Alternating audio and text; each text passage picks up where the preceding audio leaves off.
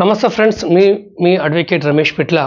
ఇప్పుడు బిఎన్ఎస్ అంటే భారతీయ న్యాయ సంహిత అనే చట్టం కొత్తగా జూలై 1 నుంచి అమల్లోకి వస్తుందనే విషయం మనందరికీ తెలుసు. ఇప్పుడు ఐపీసీ సెక్షన్ 283 ఇప్పుడు బిఎన్ఎస్ సెక్షన్ 285గా మారింది.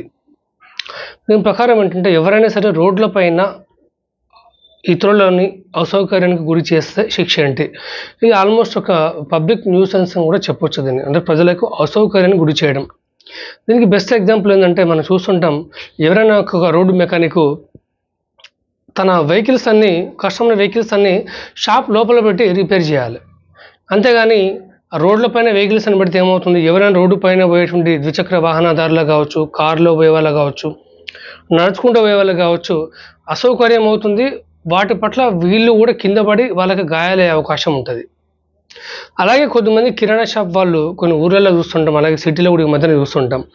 ఈ ఉప్పు బస్తాలు కావచ్చు, పెద్ద పెద్ద రైస్ బస్తాలు కావచ్చు, షాప్లో పెట్టకుండా రోడ్డు పైన పెడుతుంటారు. అంటే రోడ్డు పైన కొంచెం ప్లేస్ కూడా ఈ ఫుట్బోర్డ్ ప్లేస్ కూడా ఆక్రమించేస్తారు.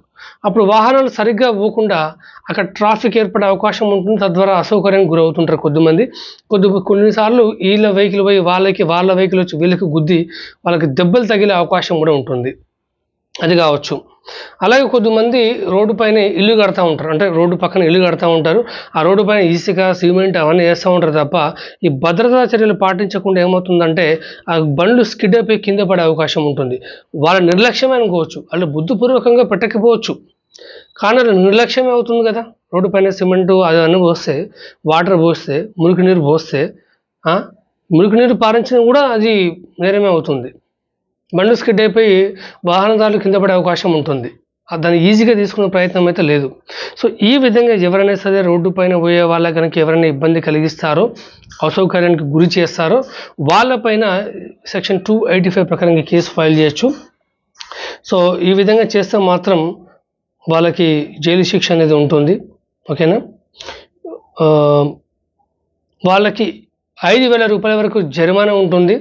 ఒకవేళ తీవ్రమైనటువంటి ఈ గ్రీవియస్ హార్ట్స్ వల్ల వేరే వాళ్ళకి హాని జరిగితే మాత్రం జైలు శిక్ష ఉండే అవకాశం ఉంటుంది. కానీ ఈ సెక్షన్ ప్రకారంగా చూసుకుంటే మాత్రం 5,000 రూపాయల వరకు జరిమానా అనేది విధించడం జరుగుతుంది.